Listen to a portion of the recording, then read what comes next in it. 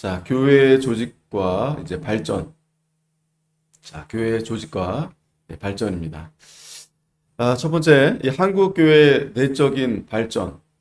자, 어떻게 발전이 됐는가?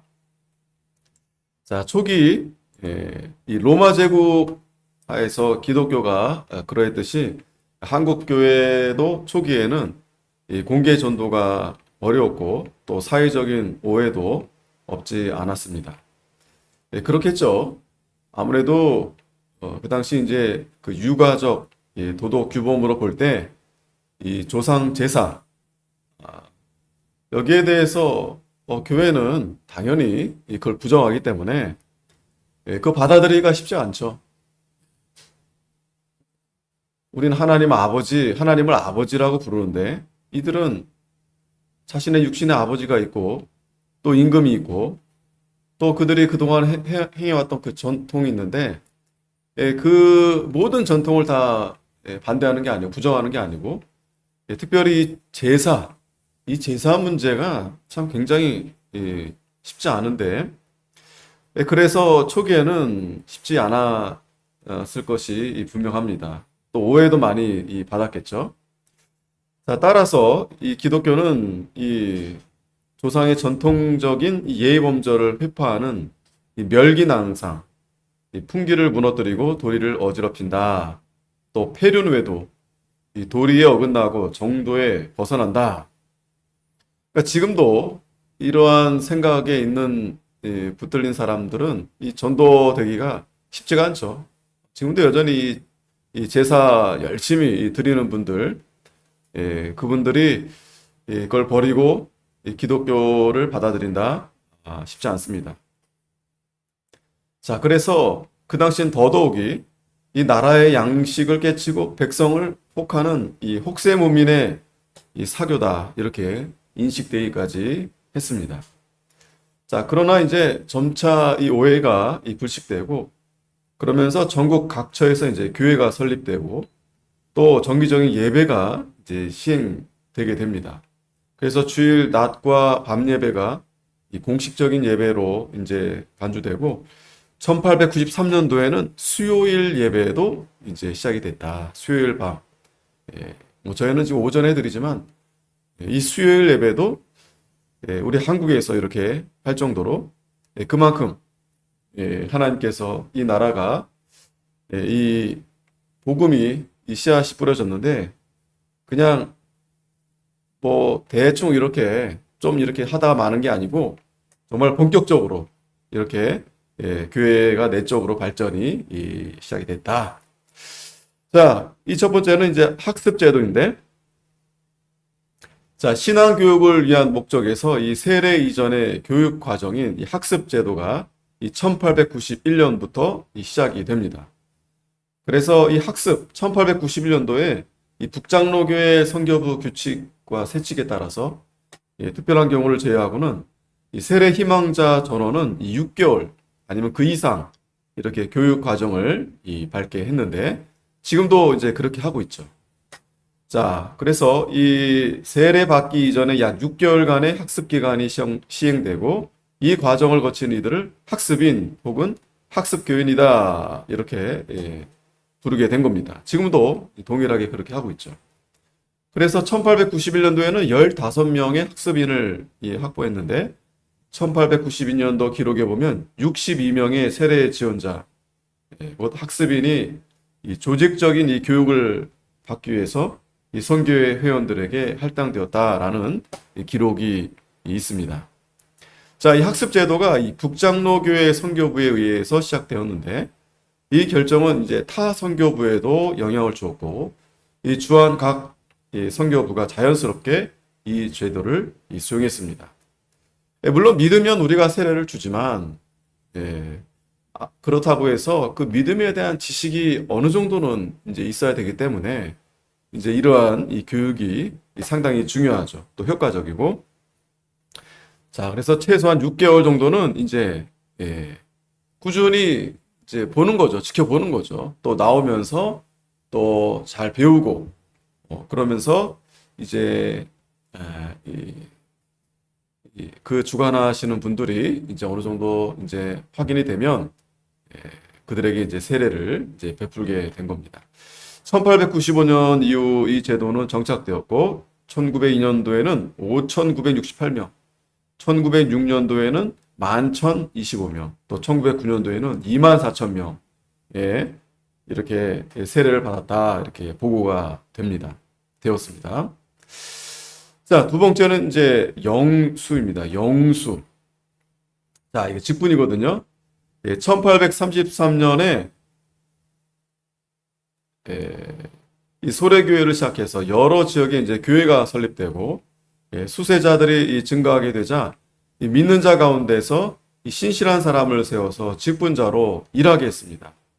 아무래도 이제 선교사분들이 이제 다 할 수는 없죠. 그리고 또 그 네비우스 정책대로 이제 이 교회가 세워지면 이제 자립해야 되기 때문에 그분들이 이제 당연히 이렇게 그 맡을 사람들을 이제 잘 훈련시키고 또 이 직분자를 이 세우는 일은 당연한 일이었을 겁니다.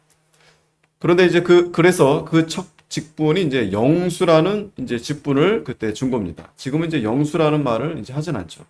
이제 영수라는 말은 이제 여러 사람 중에 이제 우두머리다. 자, 그런데 그 당시에는 아직 이제 조직을 갖추지 않은 그러한 교회에서 인도하는 이제 임시 직분. 그러니까 아직 안수를 받지 않는 장로인데 사람이 없다 보니까 또 그 선교사를 도와서 일을 해야 되겠는데 아무나 할 수는 없겠죠. 그래서 그 가운데 좀 신실하고 또 앞으로 이제 직분을 받을 만한 이제 그러한 사람들을 세워서 이제 영수라는 직분을 이제 주게 된 겁니다. 초기에는 이제 선교사들에 의해 임명되었고 그 임기는 1년 또 연임이 될 수 있었다. 그러니까 영수가 뭐 한번 받으면 계속 가는 게 아니고 이제 한 1년 정도 이렇게 일해보고 또 이제 필요하면 또 한 해 더 이렇게 하고 이런 식으로 이제 했던 것 같습니다. 자, 영수직은 마치 스코틀랜드에서 존 낙스의 개혁이 이루어진 이후 훈련받은 목회자들이 배출되기 전까지 한정적으로 이 독경사를 두어서 교회에서의 말씀 봉사와 관리를 하게 했던 제도와 비교될 수 있다. 이 성경을 읽는 사람이죠. 크게 이제 읽게 이제 했던 그런 사람들인데, 그러니까 이제 쉽게 말하면 이제 후보, 전도사 후보 이렇게 보시면 됩니다. 또 전도사다 이렇게 봐도 무관할 것입니다. 1895년에 이제 평양 관동의 장대원 교회에서 김종섭과 이영원은 첫 영수로 선임되었다. 자, 그리고 1900년도에는 평안남도의 대동군 부산면 남국리교회에서 이세수, 또 대동군 고평면 남리교회 김세석 등 이제 초기에 이제 영수들이 있었다고 합니다. 자, 그 후에 이제 각처의 영수가 임명되면서 지금의 이 장로와 전도사의 역할을 감당했고, 또 장로가 창립되고 목사가 배출된 이후에도 영수직은 사라지지 않았고, 이 영수로 활동하던 이들이 장로가 되는 일들이 빈번했다. 그러니까 후보생이죠. 후보생. 이 목회자, 장로, 이 후보생으로 이렇게 영수를 세워서 교회를 돌보게 하고 이제 그렇게 세웠다는 것입니다. 자, 그래서 1960년대 초까지 이 농어촌 지역에 이 영수들이 교회를 위해서 봉사했다. 1960년대. 지금은 이제 없어졌죠. 이러한 직분이 참 그 당시에 상당히 이제 효과적으로 이렇게 이분들이 참 쓰임 받았던 것 같은데, 지금 생각해 보니까 이분들이 좀 이런 직분도 괜찮다라는 생각이 좀 들었습니다. 왜냐하면 이제 지금은 이제 장로님 되실 분들이나 이제 물론 목회자들은 이제 전도사가 이 위치인 것 같아요. 근데 이제 장로님들 이렇게 후보를 보면 대부분 이제 안수 집사가 이제 그 중간에 그런 역할을 하게 되는데, 그것도 비슷하겠지만, 이렇게 좀 훈련할 수 있는 그러한 직분과 위치가 좀 있다면, 좀 더 이렇게 이 장로님들이나 또 우리 목사님들이나 좀 더 충분히 그 역할을 좀 더 효과적으로 잘 감당하는 데 도움이 되지 않을까. 예, 그런 생각이 됩니다. 자, 그 다음에 조사. 조사. 자, 지금도 이 조사는 잘 불려지지 않지만 그래도 오래된 그 전통적인 교회 안에서는 이 조사라고 이제 아마 부르기도 할 겁니다.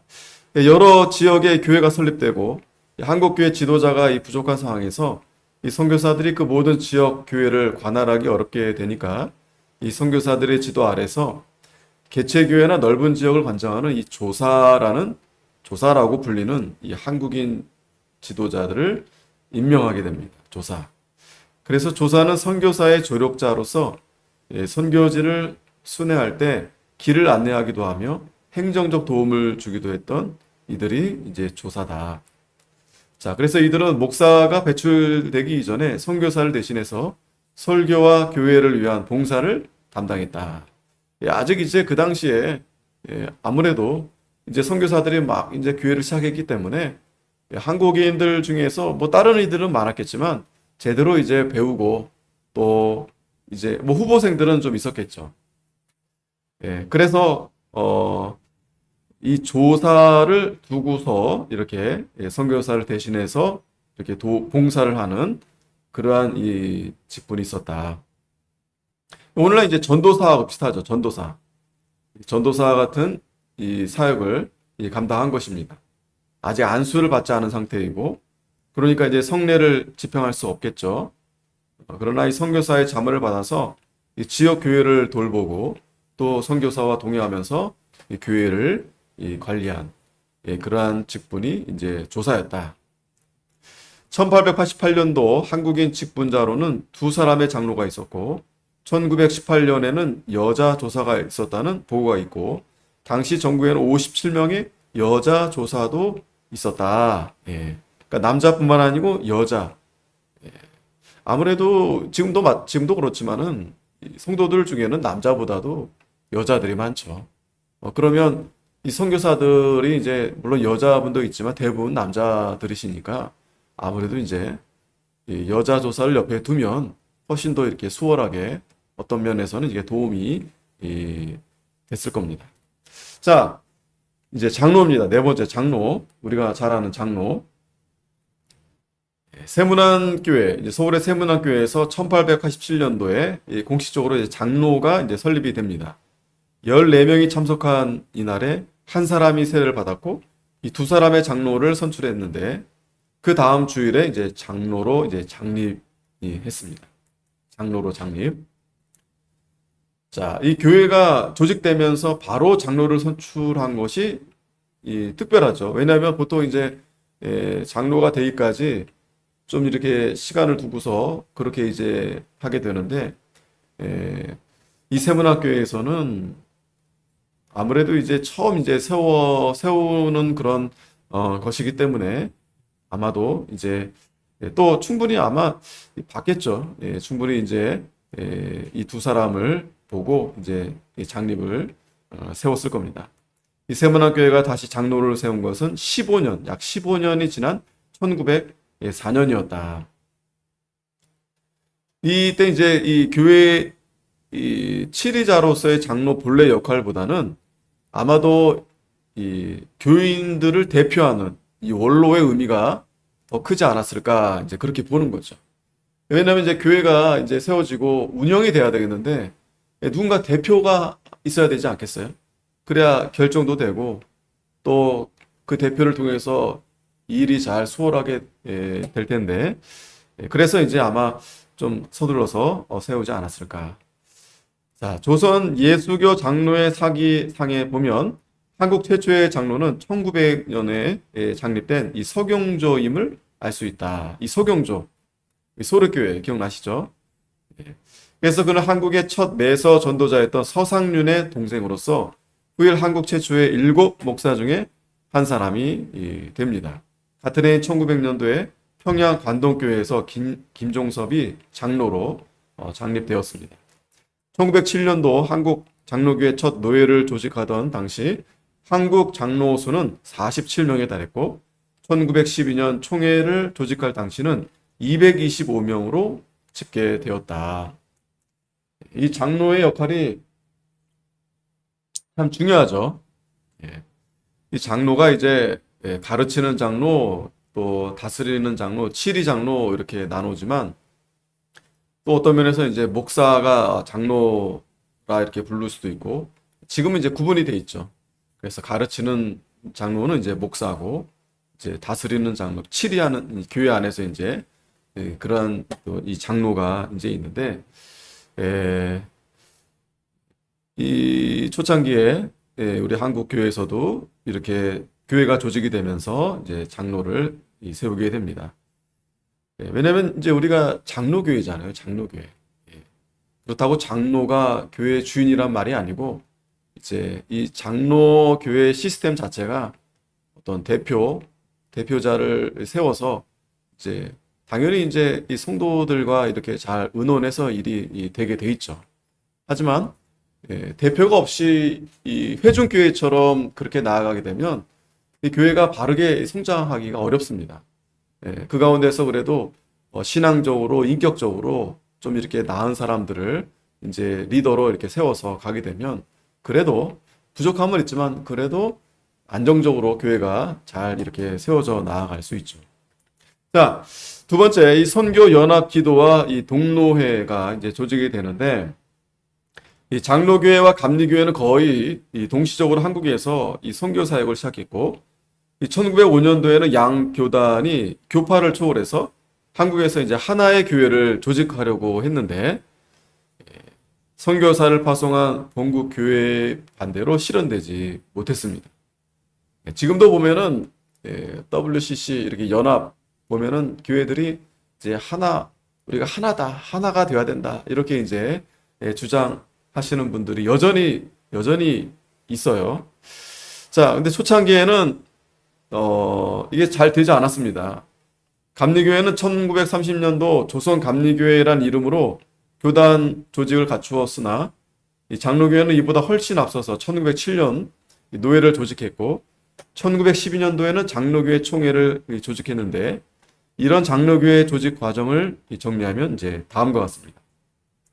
연합공회 1884년도에 선교를 시작한 이 미국 북장로교회 선교부가 1889년도 10월에 호주 빅토리아 장로교회 데이비스가 입국하게 돼서 상호 연합과 협력이 이제 필요했습니다. 왜냐하면 이제 선교할 때 아무래도 이제 이런 것이 연합이 돼 있어야 효과적으로 어느 지역에 어떻게 선교를 할 것인지, 어디를 세워야 될 것인지 이러한 일이 아무래도 효과적으로 잘 할 수 있겠죠. 그렇지 않으면 뭐 아무나 뭐 하게 되면은 어디 한 지역에 막 밀집될 수 있고 어디는 또 아예 없고 그럴 수 있지 않겠습니까? 또 도움이 필요할 때 여러 가지 면에 볼 때 이렇게 협력하는 게 필요했는데 1889년도 당시 내하나 북장로교회 선교사는 5명이었는데 이들은 이제 데이비스와 더불어서 미국 북장로교회 선교부 및 빅토리아 장로교회 연합회 공의회를 이제 조직합니다. 회장은 이제 헤론 였고 데이비스는 이제 서기. 그래서 이것이 한국에서의 최초의 선교부 간의 연합기관이었다.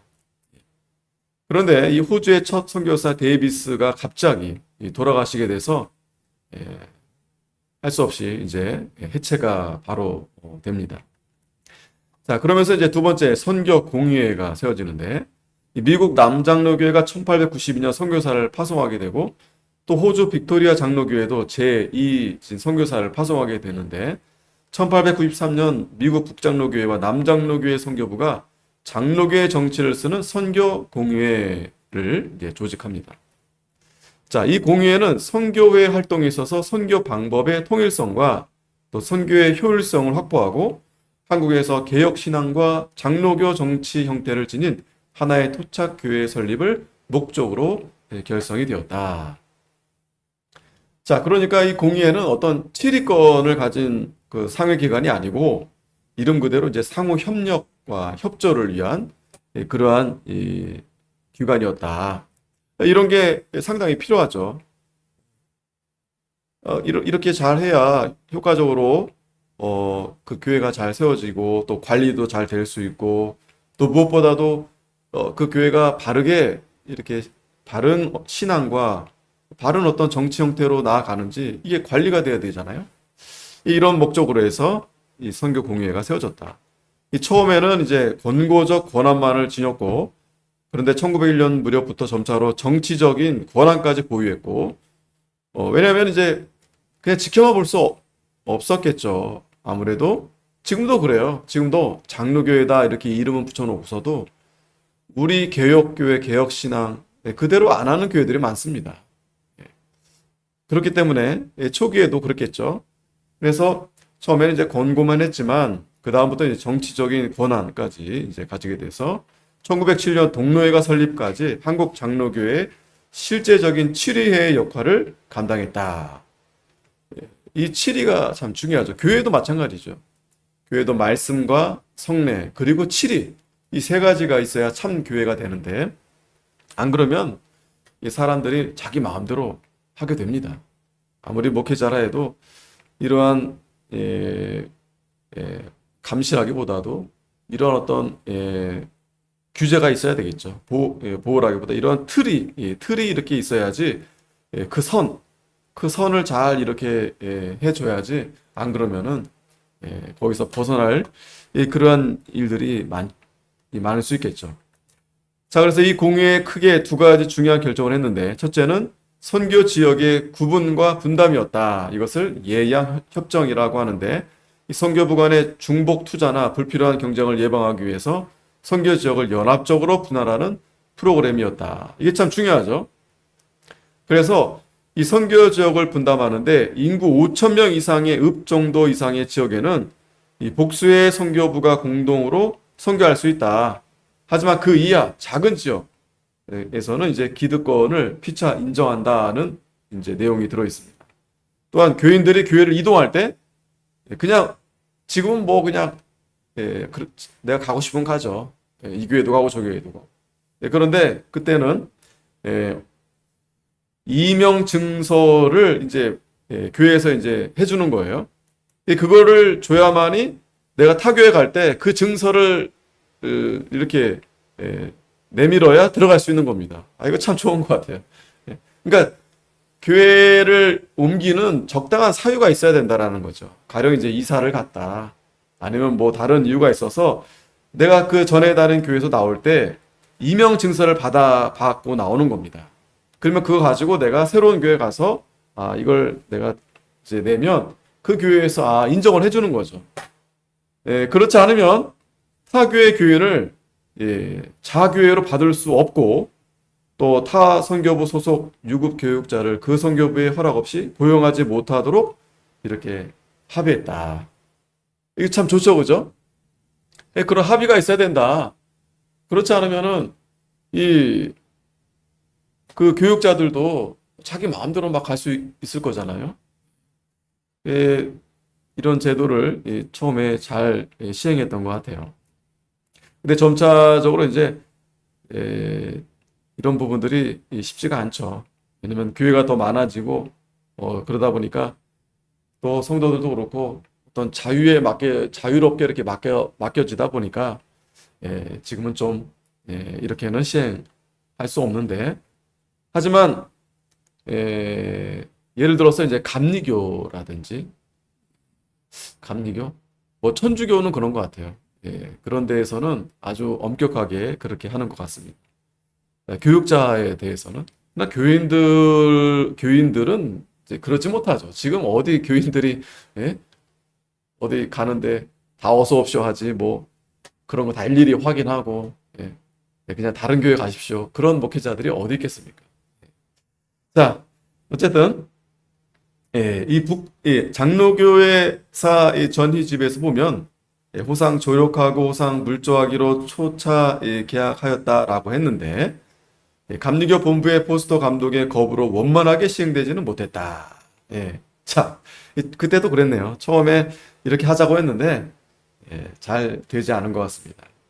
그래서 1893년도 시작된 이 선교 지역의 분담은 후에 약간의 수정과 이 변화가 불가피했다.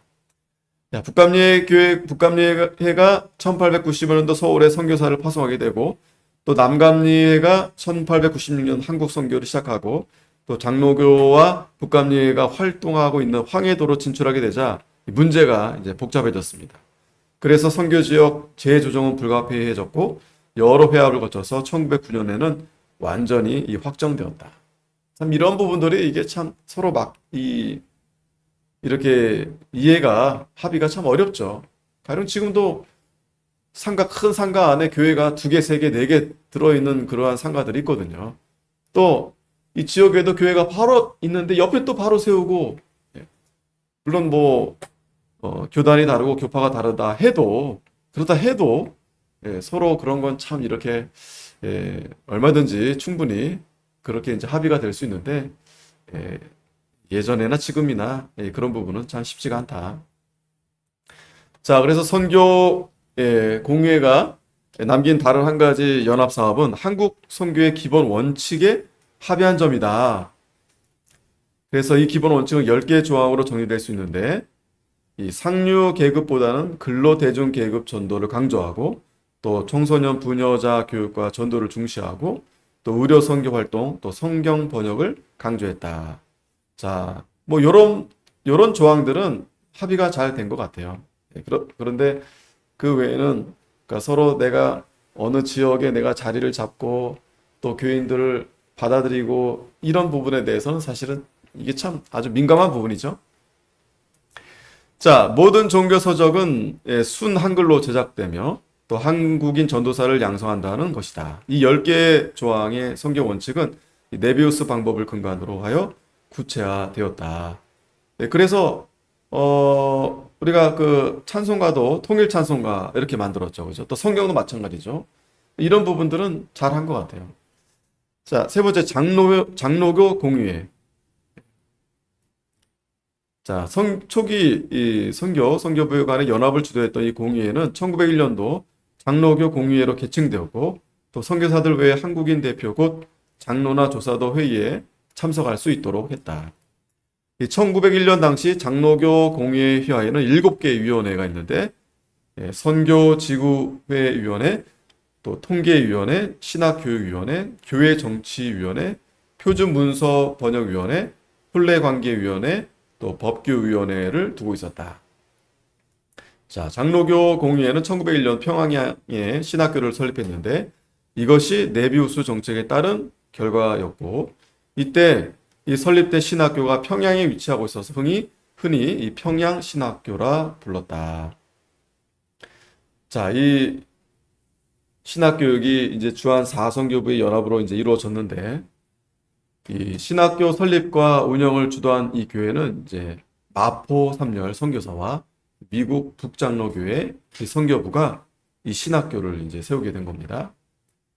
자, 그러면서 이제 동로회가 세워졌는데, 이 장로교 공의회가 모체가 돼서 이제 노회가 조직이 됩니다. 노회가 1906년 장로교 공의회는 장로교 노회 조직을 결의하고 준비에 착수해서 1907년도에 최초의 장로교 노회인 조션 야소교 장로회 노회가 조직되었다. 이를 이제 동노회다 이렇게 불렀습니다. 회장은 이 선교사인 사무엘 모펫, 회원은 한국인 장로 40명, 또 주한 장로교 선교사 38명 등 78명이었는데, 이 동노회는 전국에 산재한 교회를 효과적으로 치료하기 위해서 노회 산하의 7대리회를 두었고, 경충대리회, 또 평북, 평남, 황해, 함경, 또 전라, 경상 이렇게 전국에 이렇게 대리회를 두었습니다. 이 평북과 이 경상도가 상당히 많았네요. 자, 그러면서 노예 조직과 함께 가장 중요한 안건은 이제 신경의 채택이었습니다. 이게 참 중요하거든요. 12개 신조인데, 그래서 12개 신조라 이렇게 그래서 신경을 채택했는데, 그 내용은 성경무호, 이 성경은 무호하다, 하나님 주권, 삼위일체, 또 동정녀 탄생, 인간의 타락, 그리스도의 속죄, 성령, 성례전, 불가항력적 은혜, 부활과 심판 등 이 성경의 기본 교리를 포함하고 있었다. 자, 이 처음에 이 노예가 시작되면서 이 이 신조를 채택한 거 참 잘한 거죠. 이게 참 중요한 일이었죠. 왜냐면 여기서 하나라도 이게 잘못되면은 이게 이 교회가 이게 바르게 세워지지 않거든요. 바른 이게 바른 복음인데 이 다른 복음이 되는 겁니다. 그래서 12개 신조와 함께 웨스트민스터 소교리 문답도 교회가 마땅히 가르쳐야 할 문답서로 채택했다. 네, 그래서 이 전통 보수적 교회는 이러한 이러한 것을 이 교회가 중요하게 여기고 가리키고 그래서 이대로 가는 겁니다. 왜냐면 이게 이 교회에서 가장 중요한 핵심이거든요. 신조, 신경. 내가 무엇을 믿느냐. 이거 없이 이러한 고백 제대로 고백이 되지 않고 뭐 교회가 찬송을 잘 부르고 뭐 여러 가지 행사를 많이 하고 그건 그렇게 중요하지 않습니다. 자, 한국 복음주의 연합 공회가 이제 세워졌는데 1905년 주한 내 장로교 선교부와 두 감리교 선교부 소속 선교사들이 새로운 선교 협의체를 구성했는데 150여 명의 장로교 감리교 선교사들이 이화여학교 예배당에 모여서 한국 복음주의 연합 공의회를 이제 결성합니다. 이 언더우드가 이제 초대 의장이 되었고 한국에서 이 선교 사역의 협력뿐 아니라 중국에는 하나의 교회를 조직하는 것을 목적으로 종국에는 이제 하나의 교회를 조직하는 목적으로 이렇게 세운 겁니다. 한국 복음주의 연합 공의회는 장로교, 감리교 양 교단이 서로 협력해야 할 여러 위원회를 만들었고 상호 연합과 협력을 추구했습니다. 그래서 이제 선교직 뭐 구획위원회, 또 교회 관계위원회, 또 통합찬송가 편찬위원회, 교회 신문 이런 여러 이제 위원회를 둔 거죠. 그래서 장로교, 감리교 이 선교사들은 교파 이론을 버리고 대한예수교회라는 이름으로 하나의 교회를 설립하기로 하고 이 캐나다에서 작성된 신조를 대한예수교회 신조로 삼을 것을 검토했습니다. 이 하나의 이 민족교회를 세우고자 하는 이 시도가 이 선교사들을 이 파송한 이 본국 교회가 찬성했을까요? 반대했을까요? 반대했어요. 그래서 실패하게 됩니다. 그러니까 이 선교지에 파송된 그 선교사분들은 아무래도 이제 하나가 돼서 이제 하나가 되려고 한 목적은 그 이상적인 거죠.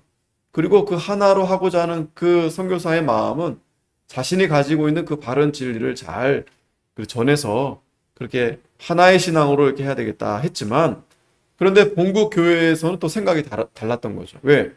왜냐하면 이 본국에서는 예를 들어서 장로교다. 그러면 감리교하고 신앙이 다 같지 않거든요. 그러면 어떻게 되느냐? 그게 섞이게 되면은 이것도 아니고 저것도 아니고 그럴 수가 있어요. 그게 이제 혼합주의가 되거든요. 그런 면에서 그걸 반대할 수밖에 없었죠. 자, 그 이유를 보면은 이 교회일치위원회 위원장이었던 북장로교회 스왈로는 한국의 감리교와 장리교가 그 교리의 조화를 찾는 데 있어서 어려움이 게재한다고 보지는 않는다. 이분은 이제 찬성하는 부분이죠. 그러니까 한국에서 이제 교회 선교하면서 교회 일치를 하려는 그 위원장의 입장에서는 교리가 그렇게 좋아하는데 조화롭게 하는데 찾는 데는 어렵지 않다. 어렵지 않죠. 이 교리는 양보할 문제가 아니거든요. 서로 이렇게 합의되는 게 아니거든요. 이 교리는. 그런데 이 사람은 이제 일치 가능하다 이렇게 본 거죠. 또 헐버트라는 사람도 서로 협조해서 궁극적인 일치를 가져올 때 비로소 도덕적이고 지적이고 사회적인 활동의 결실이 나타날 것이다 라고 전망했다. 자, 그러나 당시 상황에서 장로교, 감리교 양 선교부가 하나의 교회를 세운다는 것은 사실상 불가능했다. 이 불가능하죠. 지금도 교회 연합하는 그러한 단체에서 뭐 순복음도, 감리교도, 장로교도, 선결교도, 뭐 다 하나로 하자고 하는데 하나가 될 수가 없습니다. 물론 어떤 이제 예외적인 행사에서 뭐 같이 모여서 뭔가 할 수는 있겠죠. 그런데 같이 이렇게 연합이 돼서 교회를 세우고 그렇게 될 수가 없습니다. 그래서 민경배 교수는 이 세 가지로 그 불가능을 얘기했는데 이 선교사를 파송한 모교의 모호한 태도, 또 당시의 기구적 교회 일치에 대한 무관심, 또 주한 선교사들의 적극적이지 못한 태도, 이러한 또 원인이 있다. 예, 그런데 이 장로교 감리교 연합의 부정적이었던 것은 감리교 측이었다. 예, 그리고 미국 남장로 교회도 매우 부정적이었다. 예, 그럴 수밖에 없어요. 왜냐면 우리는 칼빈주의고 감리교회는 알미니안주의거든요. 다릅니다. 자, 어쨌든 1906년도 서울에서 모인 연합공의회 제2차 총회 때 교리와 교회 정치의 조화, 선교지 분담에 관한 보고서가 채택이 됩니다. 또 성경을 공동으로 번역하고 찬송가를 공동으로 발행하고 각기 발행하던 정기 간행물도 통합하고 연합사경회를 비롯한 강단교를 시작하고 또 감사절을 같은 날짜로 정해 지키기로 하는 등 다양한 분야에서 실제적인 연합사업을 벌여 나갔다. 그래서 1911년도에는 연합공의회를 연합회로 개정되었다. 자, 그러니까 그래도 다행인 것은 이러한 부분들이 연합이 돼서 찬송가도 우리가 갔죠. 성경도 갔고, 예, 그리고 또 절기도 같이 이제 날짜를 맞추고, 또 사경회도 이렇게 같이 이제 했다. 이런 보고서가 이제 보고됩니다. 자, 마지막 이 첫 목사 안수와의 선교사 파송을 보면 한국 최초의 장로교 신학교육 기관이었던 조선 야소교 장로회 신학교, 아까 이제 평양 신학교라 했죠. 1901년 마포 3년 선교사에 시작됐는데 이 평양 장대현 교회 장로였던 김종섭과 방기창이 첫 목사 후보생이었다. 1891년도 내안에서 평양집으로 배속된 마포 3렬은 1893년 평양 지방의 최초의 교회인 장대현 교회를 설립하고 연합공의회 신학교 설립 결의에 따라서 신학교를 설립하게 되었다. 첫 해는 이제 두 학생으로 시작해서 여기 김종섭, 방기창, 1906년도에는 50명, 1909년도에는 138명, 1907년도에는 첫 7명의 졸업생을 배출했다. 자, 여기 7분이 여기 계세요. 7분이. 첫 평양신학교 1회 졸업생입니다. 서경조, 양전백, 송인서, 길선주, 이기풍, 한석진. 자, 이렇게 7분이 되고, 이 학교가 이제 평양신학교 이제 전경입니다. 여기 이분들이죠. 1회 졸업생. 자, 이렇게 7명 이 졸업생을 배출하게 됩니다. 자, 이 당시 한국 장로교 교회가 785개 처가 있었고 신자가 75,968명, 세례교회는 18,061명으로 이제 보고됩니다. 목사 선교사는 49명, 한국인 장로는 47명. 자, 1907년도에는 동로회 조직 그리고 7인의 목사 안수와 함께 한 가지 뜻깊은 일은 이기품 목사를 제주도 선교사로 파송했다. 이게 참, 왜냐면 지금 이제 막 교회가 세워지고 했는데, 그래도, 이분들이, 우리도 이렇게 선교사를 통해서 은혜 받았는데, 몇 명 안 되잖아요. 7명 중에 이 이기품 목사님이 나는 제주도 가서 나도 선교사들처럼 이렇게 선교회를 해야 되겠다. 이렇게 해서 파송했다는 겁니다. 1909년도에는, 이 목사님을 시베리아로 그리고 한석진 목사를 이름을 여기 잘못 썼나 보네. 어쨌든요. 한석진 목사님을 일본 동경으로 1910년도에는 김영재, 김진근 두 목사를 만주 간도 지방 선교사로 각각 파송했다. 이분들이 대부분 이제 파송을 간 거예요. 한국에서 목회한 게 아니고. 참 놀라운 일이죠. 장로교회 총회가 이제 조직이 됐는데 1911년도 대구 남문노교에서 제5회 노회 7대리회를 노회로 승격시키고 총회를 조직하기로 결의했다. 1912년도에는 평양의 7노회가 파송한 목사는 96명, 장로 125명, 또한 221명이 모여서 총회를 조직했는데 이것이 조선 야소교 장로회 총회였다. 총회장에는 원두우두가, 부총회장은 길선주 목사가, 서기에는 한석진 목사, 회계는 방일환 선교사가 각각 선임되었다. 이 총회가 조직될 당시 장로교 교세는 노회 7개, 당회가 조직된 교회는 134개, 미조직 교회는 1920개, 한국인 목사는 96명, 외국인 목사 77명, 장로 225명, 세례교인 53,008명, 학습교인 26,400명, 총 신자 수 127,228명. 굉장히 급속도로 이제 성장하게 되었죠. 자, 1912년 총회를 조직하면서 중국 산동 지방에 선교사를 파송하기로 결의하였다. 참 신기하죠? 이제서 한국의 교회가 시작됐는데 이 선교하는 일을 가장 먼저 이렇게 하게 된 겁니다. 지금 보면 저도 그렇고 이 한국에 이제 목회하면서 대부분 여기에만 여기라도 잘해야 되겠죠. 최선이죠. 하지만 그래도 이 선교하는 것에 대해서 늘 마음을 두고 거기에 이 힘을 써야 된다. 이 초기에도 목사님들이 그걸 보여주신 거예요. 이분들이 목사 안수 받고서 다 한국에서 하는 게 편하죠. 그런데 그렇지 않고 자기들도 가겠다는 거예요. 그 선교사들의 본을 따라서 자기들도 가서 그 어려운 데 가서 선교하겠다는 거예요. 그래서 이때까지 우리가 선교사를 받기만 하였으나 장로교 총회를 조직하면서 우리도 외국에 선교사를 파송하자. 참 대단하죠. 예? 참 이런 거 볼 때 저도 참 부끄럽고 그래, 이 선교에 대한 마음을 항상 잊어서는 안 된다. 항상 가지고 있어야 된다. 물론 국내에서도 이 하나님의 일을 하는 거죠. 선교 일을 하는 거죠. 하지만 그래도 비록 몸으로 내가 직접 선교 가지 못하더라도 그 선교하는 곳에 마음을 두고 또 선교사들을 위해서 기도하고 또 후원하고 그분들을 잘 대접하고 이런 일이 참 중요하다.